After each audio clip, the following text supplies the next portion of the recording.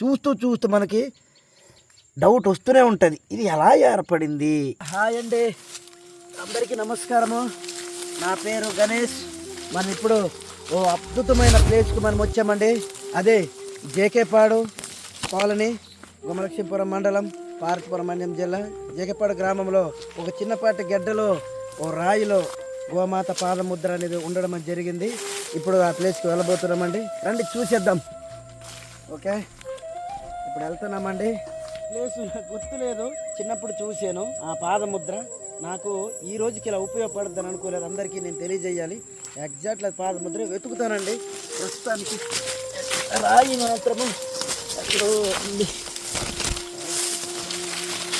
డొక్కరాలు.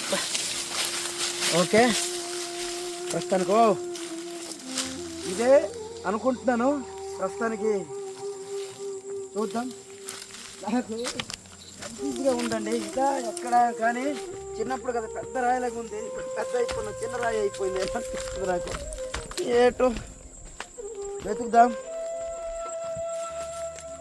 Okay, ఇదే కాకుంటే ఈ రాయో చూద్దాం. వెతుకుతాను, ఇక్కడ ఎక్కడ ఉంది వెతుకుతాను.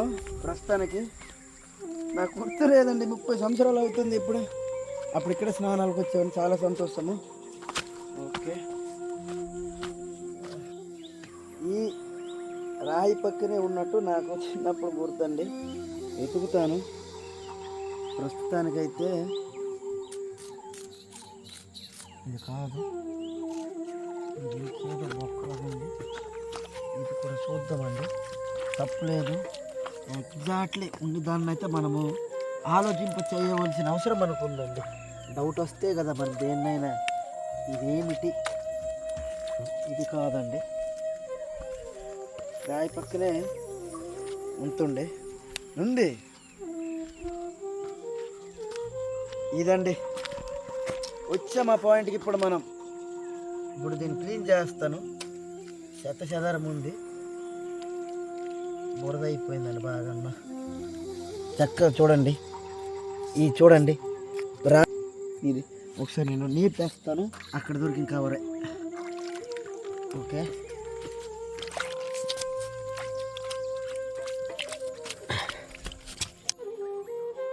చూశారుగా ఈ గట్టి రాతిపై 6 అడుగులు ఎంత స్పష్టంగా ఉన్నాయో. మన పురాణాల ప్రకారము ద్వాపర యుగంలో శ్రీకృష్ణ పరమాత్మ ఏనుగానం చేస్తున్నప్పుడు ఆ సంగీతానికి పరవశించి ఈ రాళ్ళు కూడా కరిగిపోయేవట. ఆ సమయంలో ఆవులు నడిచినప్పుడు పడ్డ గుర్తులు అని పెద్దలు చెబుతూ ఉంటారు.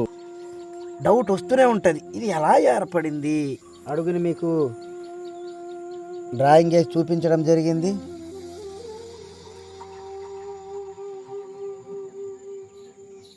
ఫ్రెండ్స్, ఈ వీడియో మీకు నచ్చినట్లయితే లైక్ చేయండి, షేర్ చేయండి.